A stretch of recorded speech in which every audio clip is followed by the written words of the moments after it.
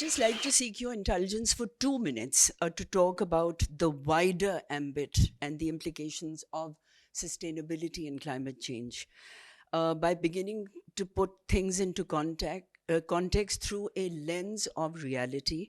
Nothing in the world is insular anymore, and critical synergies are required for a solution based action plan.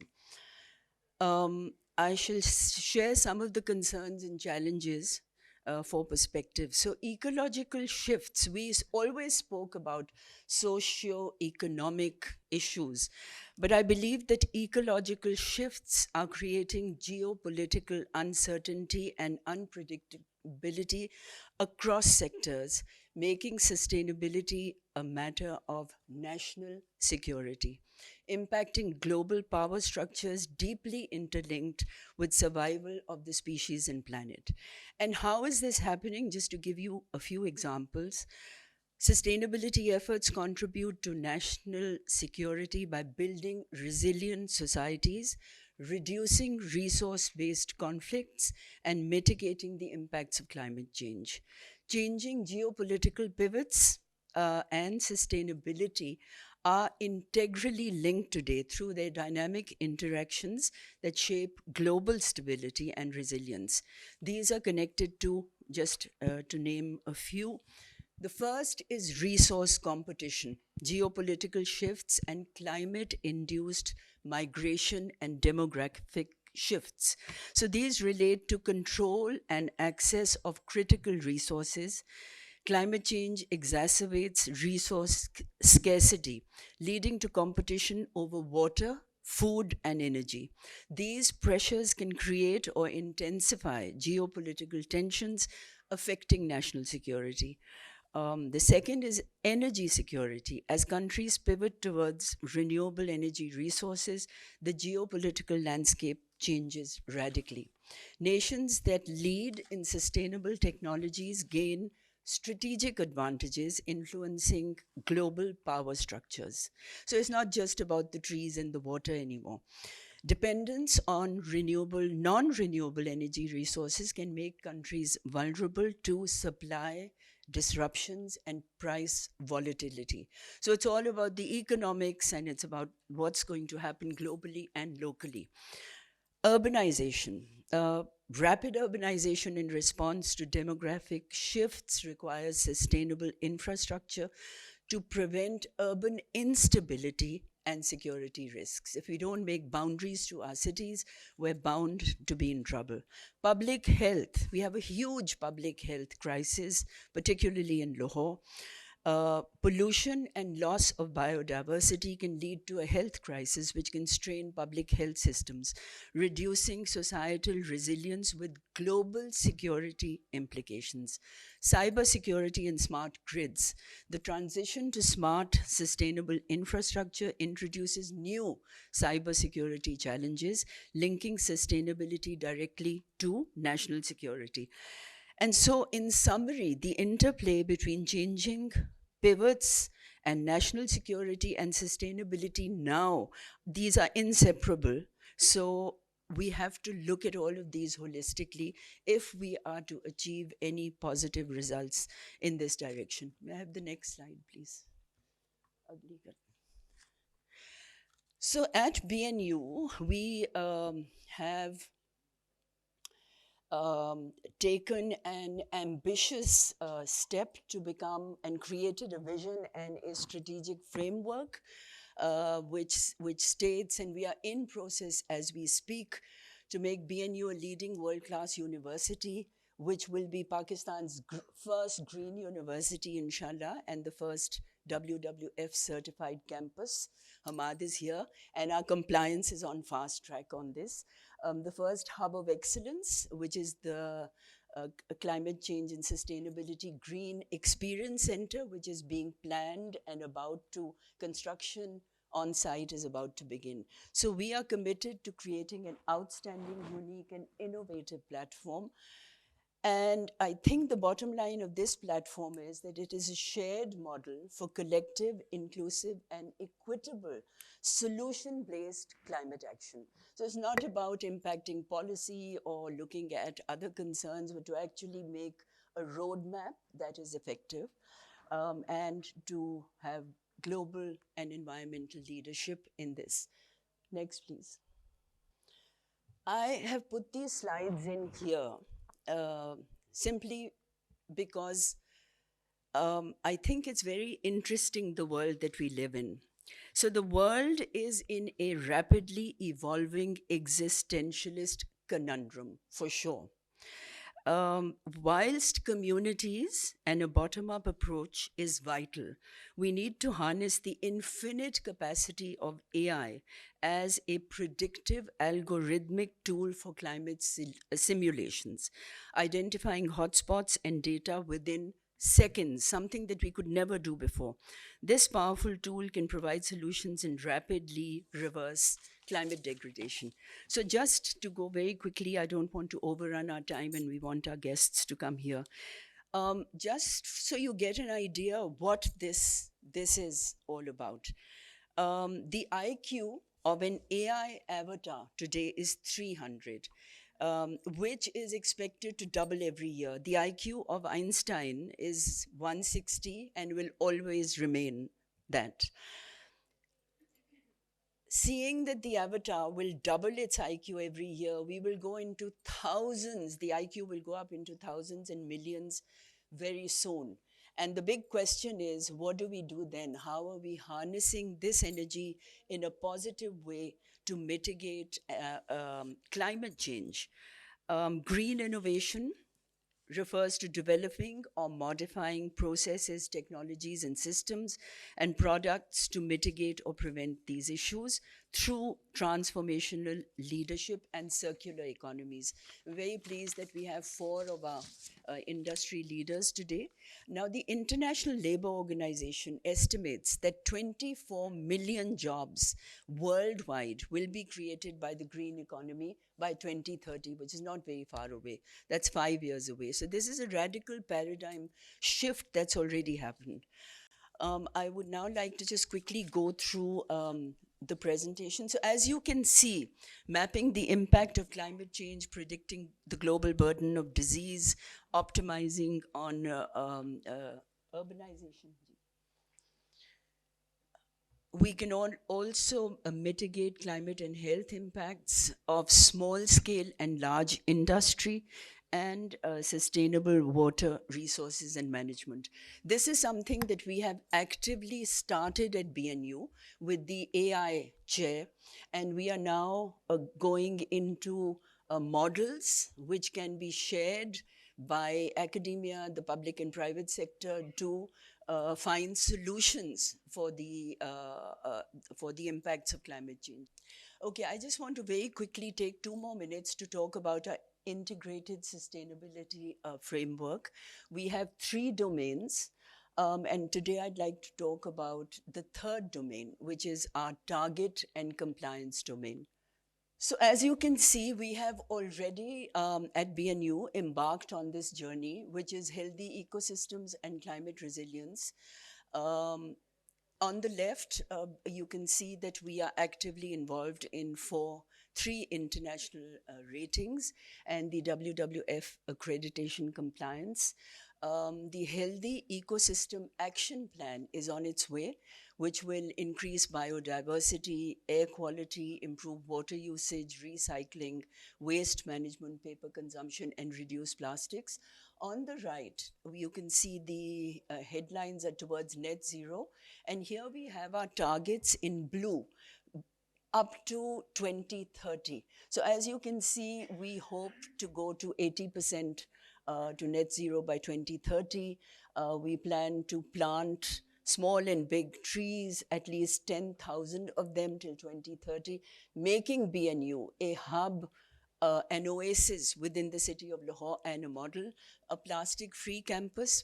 We've started working on that, and we should be 100% on that, inshallah, by 2028. Similarly, there is paper consumption. We already very proud to share that we are almost 65% on renewable energy, which is solar energy, and vehicular emissions, eco-friendly parking, integrated carbon transport mobility systems. And this is the healthy water cycle. So we've started efficient water use, reducing total water consumption, rainwater harvesting tanks. So by the water consumption reduction will be 100% complete by 2029. And you can see the grey water recycling mechanisms, the fair trade and third party procurement certifications and implementation and monitoring unit, organically composted and reused BNU waste. We've already started this. Eco procurement, we have in the process of making an advisory committee, and we hope to have a green endowment fund very soon so that we can carry on. Next, please. Some of the engagements and partnerships that we feel are critical to the implementation of any model and any plan. And as you can see, we are cross-sectoral, the public and private sector, civil society, academia, industry, the corporate sector, banking, diplomatic, and of course, interprovincial, where we have tapped into universities across Pakistan, from Balochistan to GB. And I'm happy to share that this is the first time that there is an integrated platform for all these universities to have one voice through a charter that we have made at BNU. Next, please. So, of course, to end, agree karte. This will all be in compliance with the SDGs, the National Adaptation Plan, the National Climate Change Policy. Agla, please. Next, please. And all the ratified instruments that we have signed. Next, and the last slide, G. And these are all the policies and acts that we already have and that we hope to improve and add to.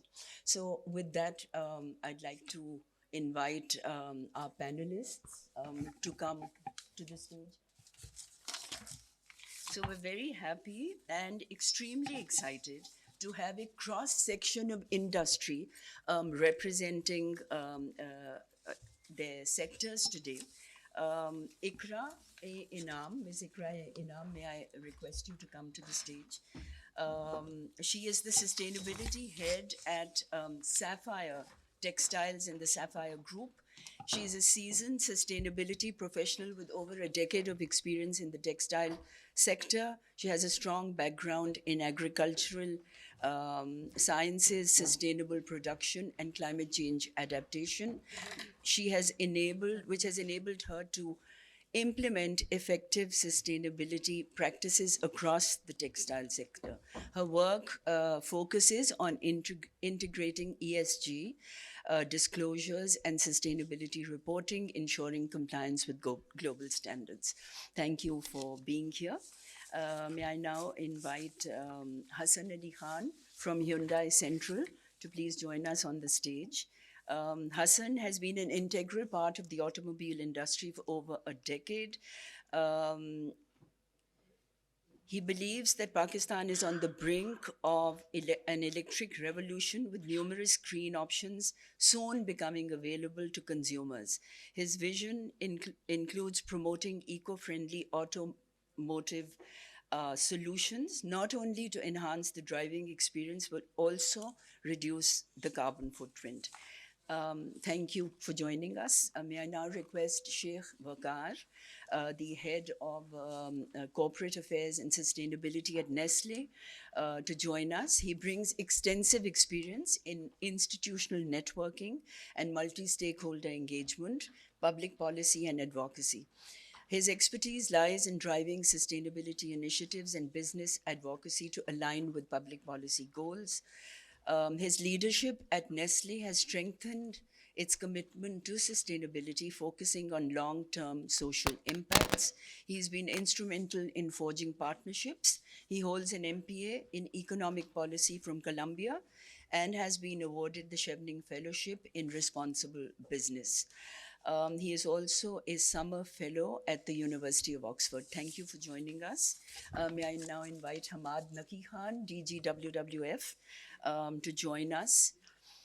He is probably the most invaluable resource we have in our country today, because Hamad is a part of everything that's green and everything that's wonderful. Thank you. His career spans over 27 years in environmental conservation. He's an engineer by training, and Hamad has dedicated his life to finding sustainable solutions to pressing conservation issues. He holds a master's degree in water and environmental management from Birmingham, and is a lead fellow and Chevening scholar. His leadership at WWF has been instrumental in expanding the organization's impact and outreach. And WWF operates across the country and is active in over 50 projects in conservation areas. May I now request Dr. Moeed Yusuf, Vice Chancellor, Beacon House National University, to join us at the stage. He is Pakistan's he has been Pakistan's youngest national security advisor, where he played a crucial role in formulating the country's first ever national security policy. His tenure involved advising Pakistani leadership on various aspects and conducting dialogues with international counterparts. Dr. Yusuf headed a strategic planning policy council, the government's hub for evidence-based policy input, contributing significantly to national security challenges. Before he joined the government, Dr. Yusuf spent several years in the United States engaging in policy and teaching, and held positions at the US Institute of Peace, Boston University, and the Harvard Kennedy School, focusing on security studies, political economy, and sustainable development. So thank you so much for being here. The format will be 5 to 7 minutes for each industry leader to talk about how they see sustainability and what they have done to bring a green mandate to not only the industry but to add to sustainability in Pakistan. I'd like to request Ikra to please share some of the. Sure, I think I have my slides with the admin. Yeah. What slides? I'll just quickly go through it. Will not take more than 5 minutes. Okay. Yeah. Thank you. Okay, thank you so much. Thank you. Can you play them, please? Okay, so I will just quickly go through the kind of interventions that Sapphire have overall in their textile operations. So please next.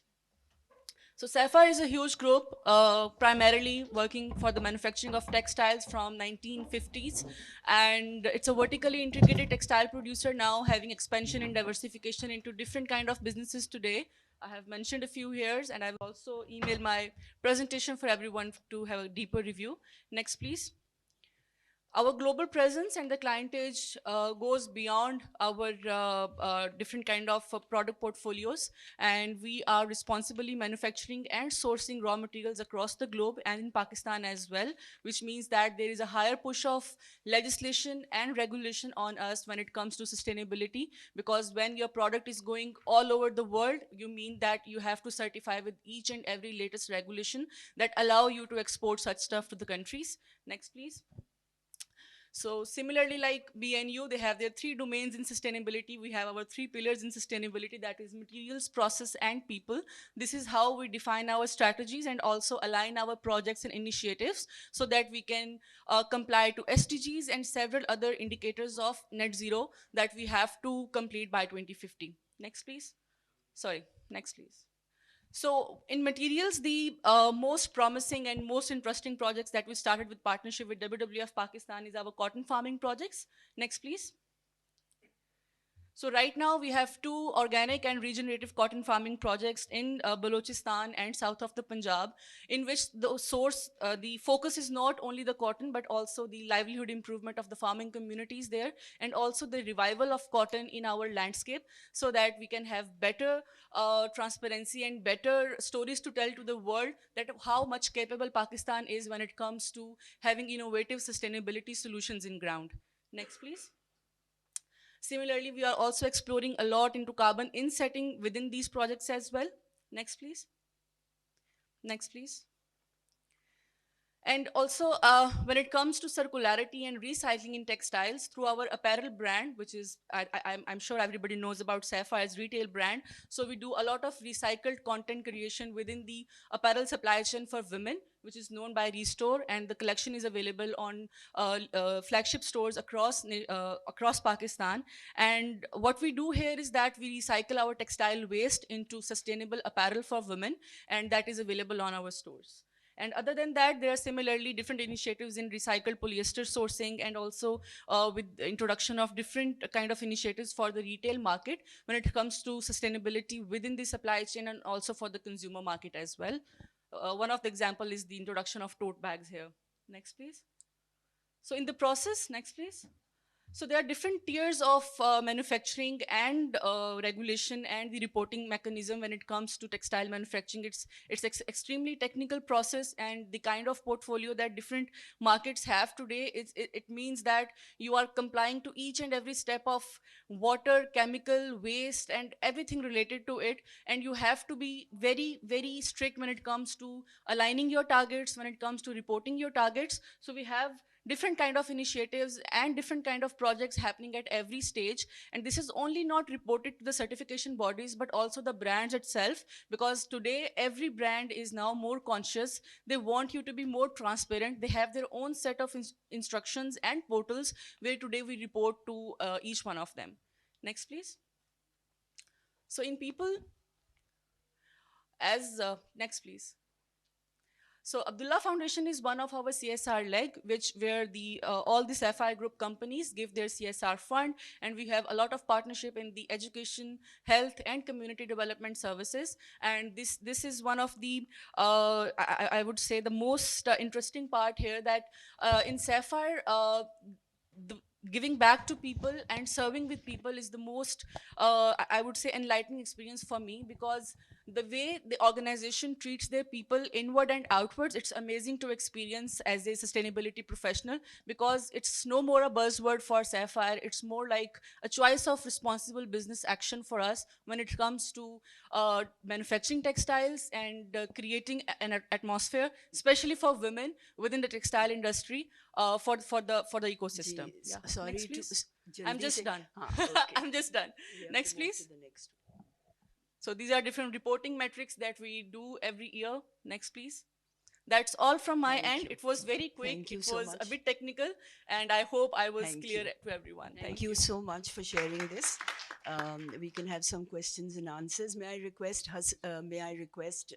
Sheikh Wakar to kindly, you have a presentation, I believe. अच्छा, a video. Okay. जी जी आप वो दूसरा video लगा दें 3 minute वाला 3 minute का है ना ये वाला आपका जी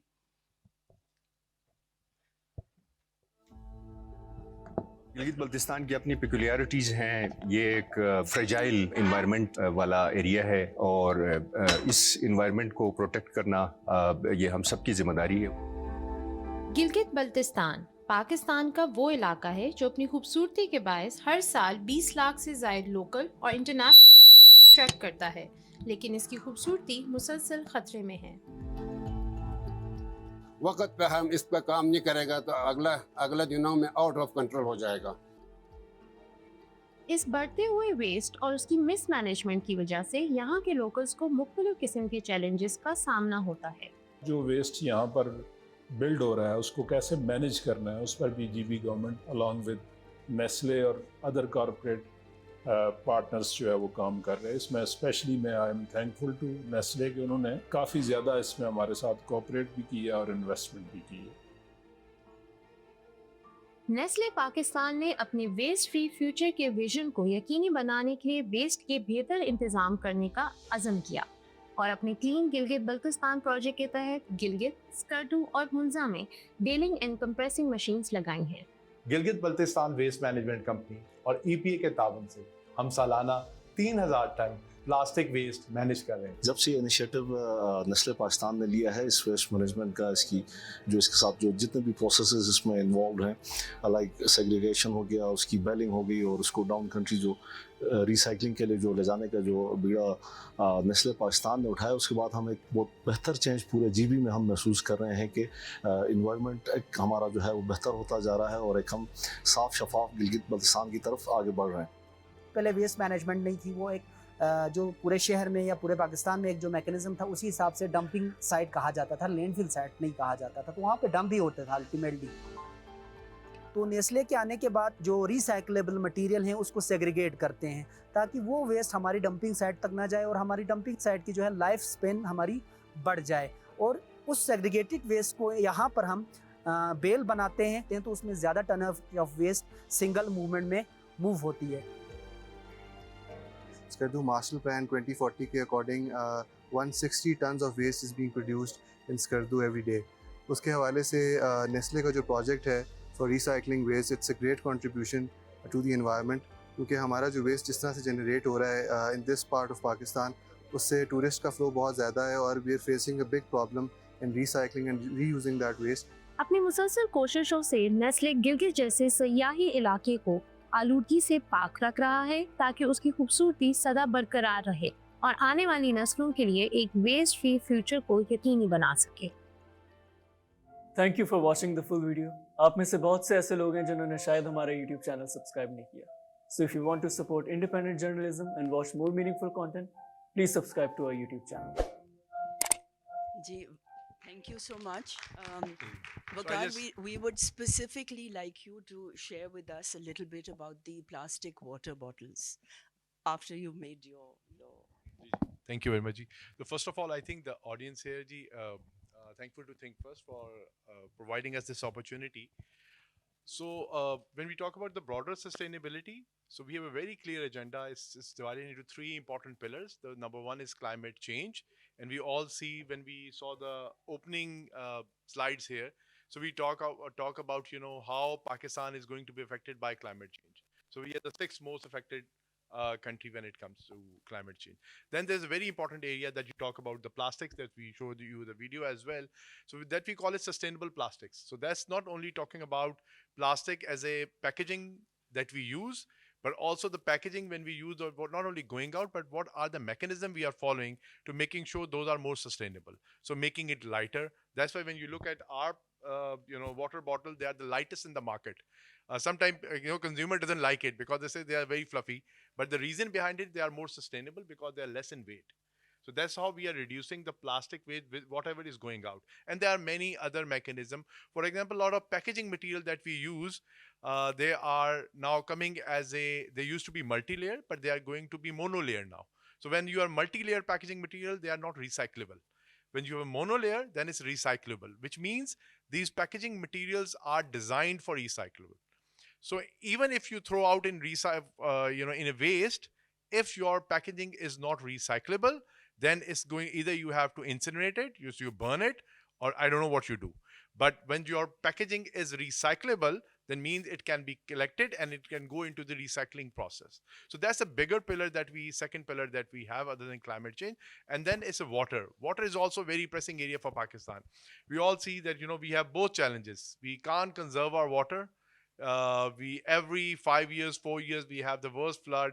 Every time we increase the level by saying, this is the worst flood in the last 5 years. But every time we have a worst flood. I'm so sorry to cut you off, but your time is up. We can discuss this during the panel It's discussion. really, you said 7 minutes. Okay. I've not done 7 Okay. minutes. Okay. Right? Got it. So when it comes to water, again, what we are doing, we are working with our farmers, and we are showing we are very, very effective and efficient when it comes to our manufacturing units. So within our four walls, we are very efficient. But when it comes outside, that's where the challenge is. Why? Because 90% of water is used in agriculture in Pakistan, is in irrigation. So whatever we have to impact as industry, we have to make impact outside our fence. Inside, if you're efficient, then you have to do it outside. So we are working with our mango farmer, with our dairy farmer, to making sure they reduce use of water in their in their own farming practices. For example, for dairy farmer, if they have to grow the the animal feed, so they have to be more efficient there. For mango farmer, they have to be more resilient there. So what we are doing, we have introduced drip irrigation methods over 600 acres and smart agriculture soil moisture sensors. That's in collaboration with LUMS and Government of Punjab and Government of Sindh as well. And with the help of that, now we are almost like we have our own targets when it comes to sustainability of water in other areas as well. So we are almost close to be 800 million liters of water that we are going to conserve by end of next year. So I know there's a paucity of time, and you're Thank you. pressing on that. So but the last thing that you talked about, I think the first question you talked about the bottle, जी, the वो plastic वो bottle. अभी Now for all the bottles, it's not only the Nestle bottles which are available outside for drinking water. Any bottle that is available, they're all recyclable, 100% recyclable. In fact, that's the most one of the waste which is like gold. If you throw it, people will fight outside to get that water bottle and this empty bottle, and they want to recycle it. Reason is the price for 1 kg of recycled plastic to recycle this waste of plastic is now at the moment is 240 rupees per kg. So no other waste is this valuable in comparison to this way. That's why in the dumps, you will never find any kind of PET bottles, because by 12 in the night, you'll find people, those either they are informal mechanism or formal mechanism. This is one waste that doesn't go to any landfill site. So that's is a probably the most circular kind of Thank you. plastic which is available. Thank you Thank so you very much. much. Thank you. May I request Hassan? Hassan, if we can just keep it short. 2 minutes. No, no. Hello, everyone. There are 30 million registered vehicles in Pakistan. 23 million of those are two-stroke engines. 7 million are Euro 2 engines and better. In Pakistan, in comparison to the West, vehicle emissions in total emit 20 times worse emissions than everywhere else, owing to lack of maintenance and the fuel quality that we have. There is two-stroke engines, which is about 23 million versus 7 million, contribute 11 times more greenhouse gases than the Euro 2 engines that we have on the road. Electric vehicles, the battery makes more greenhouse emissions than an ICE engine in general. It takes about 2.2 years for a green EV to offset this vehicle emission. EVs reduce 70% of all greenhouse emissions versus an ICE engine. The trick to having sustainable, and I genuinely feel that in the next 2 years on the ground, we do work on the ground. In the next 2 years, we'll see a huge penetration of EVs in the Pakistan market, owing to the government policies where it's heading. We're expecting some EV policies which are around the corner. We work with OEMs, so we know that there's a lot of EV penetration. There are a lot of EV cars coming in the market. Infrastructure is not going to be a big challenge because processing oil and distributing oil is materially more difficult than electrification, which is already distributed in Pakistan. Can improve, of course it will. It is a real change that's coming. There are at least, without taking any names, 4 or 5 EV dedicated companies that will penetrate the market this year. All of the vehicles of these are going to be new energy vehicles. So some PHEVs and some EVs and so on and so forth. The trick to changing the climate crisis, where the government or the policymakers need to concentrate, are the 30 million, 23 million two-stroke engines on the road. That is a quick change.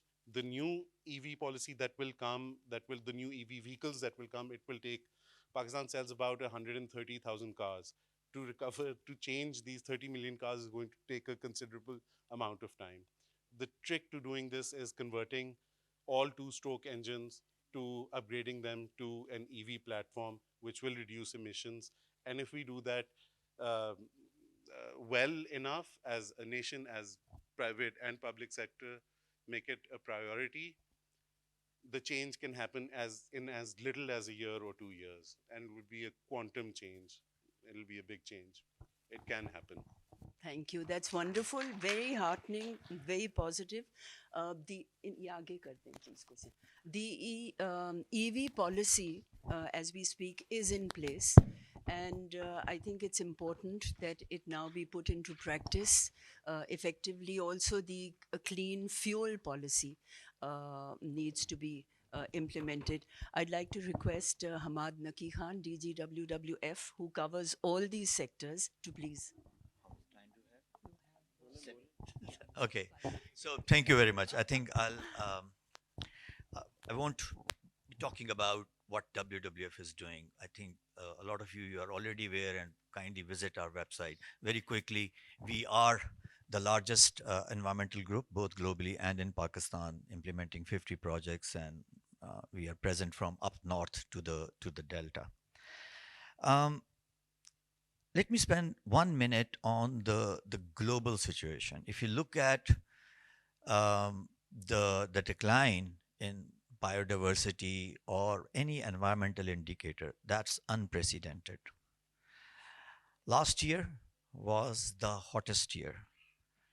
Probably 2025 will beat that record. The way we are managing natural resources is not at all sustainable. The scientists all over the world, they identified what they call the planetary boundaries. You can Google it. These are 9 boundaries. The idea was that if the humanity needs to survive, it's critically important that our operations, the way we do business, the way we live should be within, that's the threshold that should be within those boundaries. We have already crossed 6 of those boundaries. If people say that the challenges are real, it's not theoretical rhetoric. It's the things, and the same goes like if you come to Pakistan. Look at the situation that we are using our water, the air we breathe, the waste, the way we manage waste, the way we protect our protected areas, the habitats, the way we conserve the key flagship species of this country. I think Imrana showed a slide which showed that through this BNU program, they will be complying to these international treaties and standards. I think there was like 27 treaties and standards. I wish Pakistan is not complying to not a single one. Let's keep that in mind. We love to sign all international agreements, standards, treaties, but these are legally binding documents. It's not that, oh, we have signed it. Yes, there are advantages. You can get finance, to implement because there are financial mechanisms. And as a third world developing country which is facing serious economic crisis, it's critically important to have access to that kind of money. So for whatever reason, we have signed those. But what is the implementation status? Even, and then there was another slide which showed the national regulatory and policy framework. There were all kinds of policies: national climate change, water, adaptation, biodiversity framework. Where is the compliance? Islamabad is a graveyard of policies. You name it and we have a policy. We have no shortage of policies. We have good laws. I think we all know the problem is the enforcement. So what's the reason? You heard my friend Vakar, my colleague Ikra. One is representing a multinational company, and also Hassan Saab, Hyundai, again, kind of a multinational company. Ikra, one of the leading exporters. So they are complying. They are doing, something or a lot of things. But what about others? Sapphire is complying because they see business. Nestle is complying because they have a corporate policy, they have targets. What about the gourmets and other textile mills and other food and beverage industry and other? Now, I think the law is the same for both. So that's one of the major problem. The exporters are treating their wastewater. They are into circularity. They are using the packaging material. Um, and now the government coming up with legislation of extended producer responsibility, which means that every manufacturer, producer should be, and in fact must be responsible for the life cycle of that product. Which means कि एक दफा बनाया ये नहीं कि you throw it away and then you forget, you sleep over it. You are responsible. If they are using a multi-layer packaging, they should be responsible. But that doesn't mean that a leading exporter or a multinational should also be responsible to provide the infrastructure, should also be responsible to bridge all the gaps. Literally, that's where I, as an environmentalist, see the problem, where the government is still either not willing or not playing its part. Um, and these companies, obviously, whatever they're doing, maybe they can do more and they should do more because they are influential companies. They have access to resources. They can set good precedent, which organization like WWF can take to other, local manufacturers and local sector to influence. So I think, and then the role of civil society. I think, lastly, I would say it's uh, it's not just CSR. It has to be part of your core business strategy. That's number one. And it also has to be ISR, the individual social responsibility. The waste management is not the headache of any government or a municipality. And support of people is, and even WWF, yeah, we are the largest environmental organization, we can do anything. No.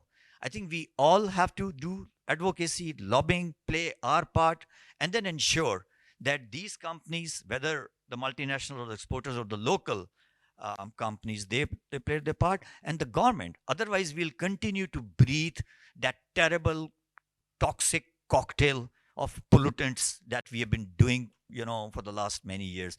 We won't get potable water from our taps, and we would still have solid waste flying outside our homes. So I think, let's commit to do this collective action if we really want to see the improvement in the. Thank you. Thank you so much. Great. Thank you so much, Hamad. I think we need to be given a wake up call over and over and over again. And you really hit the bottom line. And we're very, very happy that we have three industry leaders who are actually complying and are going to be models of collaboration with other institutions and on different platforms. We'll have four questions, please, and then we'll have a small keynote and wrap up by Dr. Moeed after that. जी, आप बताइए.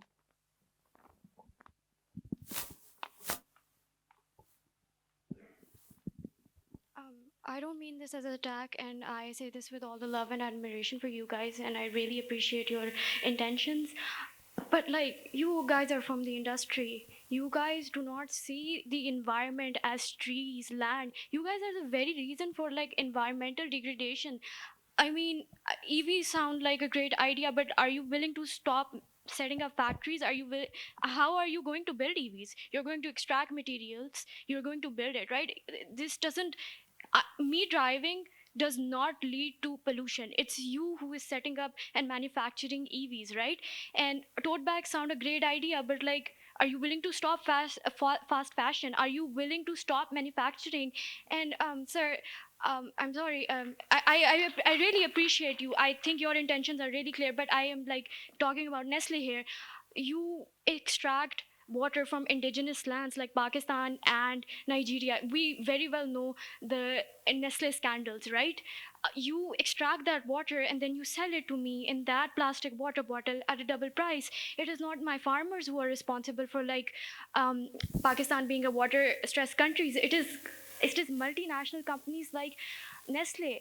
And if we really want to save the environment, we're not going to save the environment by having the I mean, I respect you guys, but like people from industry talk about environment because you guys are the ones. You guys are profit driven giant capitalists, right? You guys do not Ji, see the nuances. thank you so much. Just like a minute. Question, Yeah, question I am. kar rahi. Okay. I am just trying to make a comment that if we want to save But the just environment, if we we can need to have the have question. environmentalists here, not with all due respect for you individuals, but like and not the multinational companies such as Nestle, Hyundai. These people are you guys are the reasons that we are here.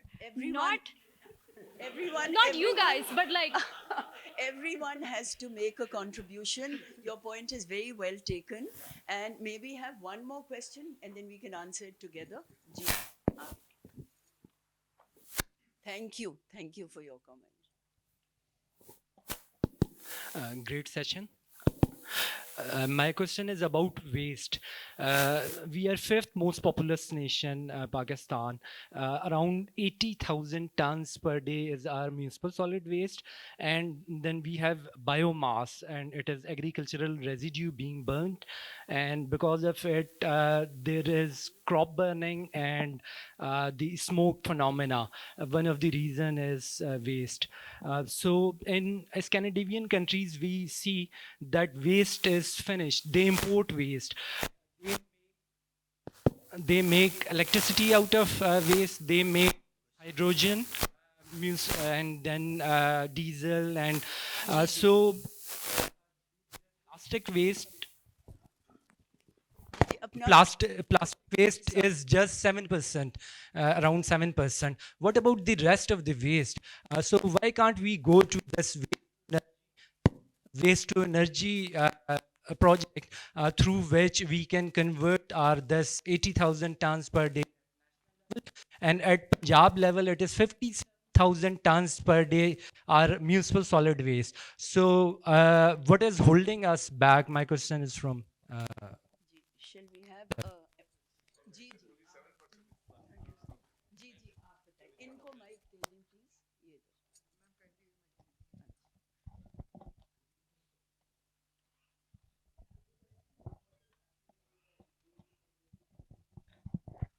Assalamu alaikum. My question is for Dr. Yusuf. We are seeing a rise of Ji. Sorry. Ji, we are seeing a rise of populism and nationalist policies across the West and Europe in the past year. So, how do you see climate collaborations in amid such political situation, and how should global South proceed forward? Ji Dr. Mueed will speak shortly. We have any more questions? Ji Dr. Anis वहाँ पे please दे दीजिए नहीं नहीं आप ले लें इसके बाद फिर we can have some answers please. You see, my question after the very interesting discussion and a fascinating and very impressive question, the total amount of resources the World Bank says we need to tackle climate change is $350 billion over the next 6 years. This means spending $60 billion a year. Pakistan's total investment is $60 billion. I hear all of you, I'm impressed by what the world, but the question is, I don't get a clear message. Where should we prioritize? We have so many problems. Where should we start? Okay, individuals and all that, I fully agree. But if you were to make a plan, first tell the government, let's concentrate on this. Then you can blame the government for not doing something. Your plans, I keep reading them, are on the whole very wishy-washy. We teach students environment, but the question we are asking an answer for is how do we prioritize the plan in terms of limited resources? Thank you. Ji, thank you so much, Dr. Anis. Would you like to answer the waste to energy and the sustainability of industry in the first place? Thank you very much. Thank you very much, beta. I think you asked a very pertinent question. So I think from where Hamad, where he ended, it's a collective responsibility. So it's a shared responsibility also. So I think industry is part. We are not part of the problem, we are part of solutions. So we do generate things which are consumed by consumer here in this country or anywhere in the world.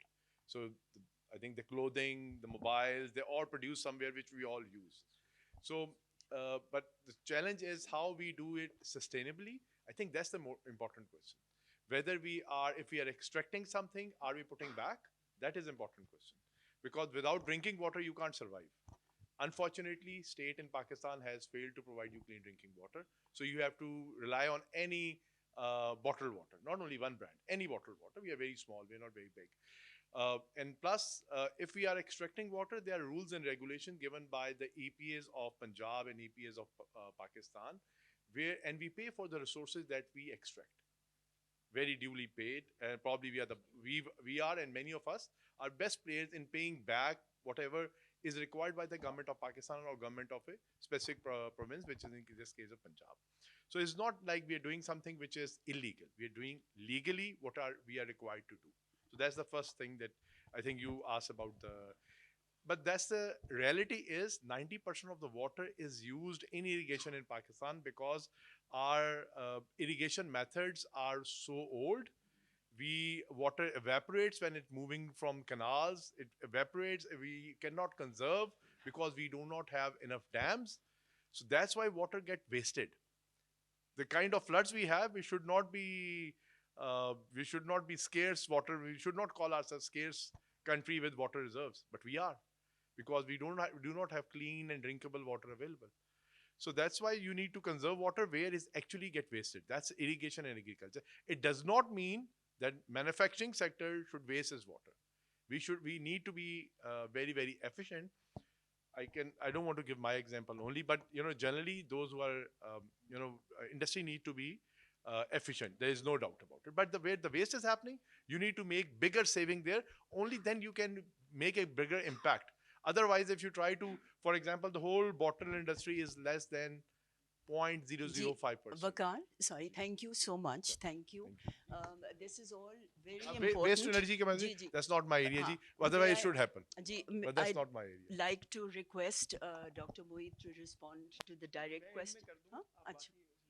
अच्छा हमारा time I think खत्म हो रहा है बिल्कुल मुझे वही add करना है अच्छा आपने बात की जी बिल्कुल क्विकली ओके सो जहाँ तक मैन्युफैक्चरिंग की बात है जैसे मैंने भी एक्सप्लेन किया हर बड़ा एक्सपोर्टर इस वक्त जितनी रिसोर्सेज इन्वेस्ट कर सकता है I think every year billions of investments are going into green transitions for their manufacturing part fast fashion की आपने बात की तो जो फास्ट फैशन का डिलेमा है हमारे यहाँ पाकिस्तान में चले आप ही मुझे बताएं इस साल आपके घर से कितना कपड़ा लैंडफिल में गया है आपसे आप लैंडफिल में भेज देती हैं प्राइमरीली तो पहले बड़ी बहन पहनती है फिर छोटी बहन पहनती है फिर कोई छोटा कज़न पहनता है तो हम वेस्टफुल नेशन तो बिल्कुल नहीं है सॉरी अबाउट दैट ठीक है तो आई थिंक हम तो ऐसी कॉम है कि हमारे घर का टूथब्रश भी जो है वो एटलीस्ट 10 साल गुजार के जाता है घर के अंदर तो we are not that kind of nation कि हम कपड़ा डायरेक्ट लैंडफिल में भेज रहे हैं हम ना हमारा दीन हमें इजाज़त देता है इस तरह की कि हम नेमतों का जो है वो इस तरह से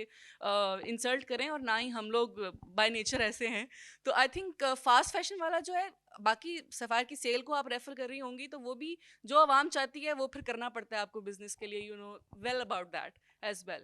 So for manufacturing, definitely every big exporter is investing every year for green transitions, and I am one of जिसे कहते हैं ना big advocate on that side as well. Thank you. So, yeah, sure. Sorry, really quickly.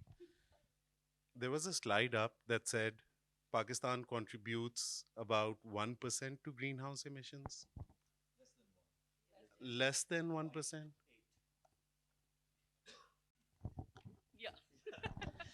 So, Dr. Anis, it's not that priorities have not been set. Obviously, such forums you'll always hear a wish list.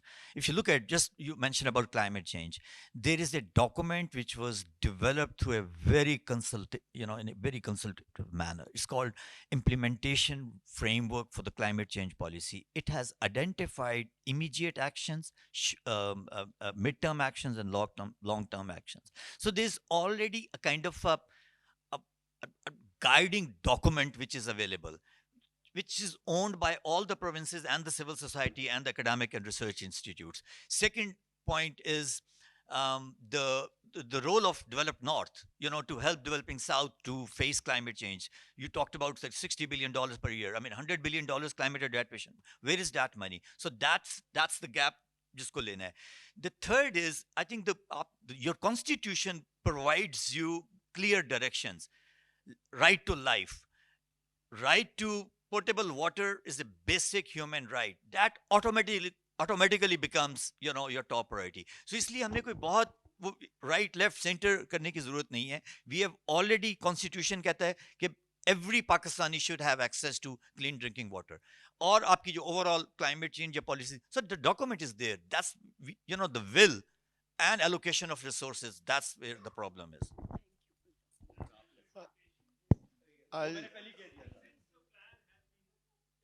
Sir courts में जाते हैं ना, फिर court में फिर हमारे commission बनते हैं और हम कहते हैं कि नहीं हो रही कोर्ट्स आगे. We have a mini invasion because the next session is about to start. So let me just thank everybody for being here rather than talk substance. I'll just say three quick things. ये जो काम शुरू में इमराना ने बात की and everything you're hearing here. Number one, I think the question for us is, how is the state approaching climate change? So far as I can tell, and this is not a nefarious intent or anything, but so far, हमारा जो immediate reaction to something new होता है वो ये है, how do we gain resources from something? So अभी तक climate diplomacy for Pakistan is really trying to find a way to get money from abroad. We don't really know how we're going to use that money, but that's the first phase that we are in. So this loss and damage fund and all of that, it's really about fundraising. But even when I was in government, I remember one of the questions raised was, show us the implementation plan, let's have a conversation. And our answer was, wo bhi aap hi bana de. Lekin what we require is resource. So I think we haven't gotten past that. And that's why jo aap diplomacy, climate diplomacy ki baat hai, it will only be relevant if we know what we want to do and where we fit into that global scheme of things. And we're not there yet. And with Trump in power, it's going to become much more difficult. Two one-liners. One, BNU and the way we approached this. Our basic question was, if somebody landed from Mars and asked anybody in Pakistan, take me to one educational institution that is truly trying to implement the spirit of green, that would be BNU. What we found was that without actually getting other universities involved, you're not going to get too far. Because एक university scale तो नहीं कर सकती. 3 million students हैं पूरी पाकिस्तान की universities में. So what we really want to do is create a best practice model in partnership with WWF and then spread this around. And that may be the next generation that owns climate change rather than just talking about it. And the final point is, I think the biggest weakness that I feel, all my worthy colleagues have talked about their companies and what they're doing. Nowhere in the world have you broken this barrier without academia and industry partnering. So जो आपने अभी यहाँ सुना है, that's self-contained efforts to do better. जो आपने इमराना से सुना है, that's a self-contained effort to do better. You are trying to link that. But I think we have a very weak connection when it comes to that side of the table and here. And unless industry comes and works with academia, both in terms of intellect and resources, we are not going to be able to create these models. ये pockets में काम होता रहेगा, आपका सवाल relevant रहेगा, जब तक नई R&D and नए efforts इनको support नहीं करते. And they have to come to academia, we have to go there. वरना Pakistan will basically keep talking about this is my fear. Thank you very much.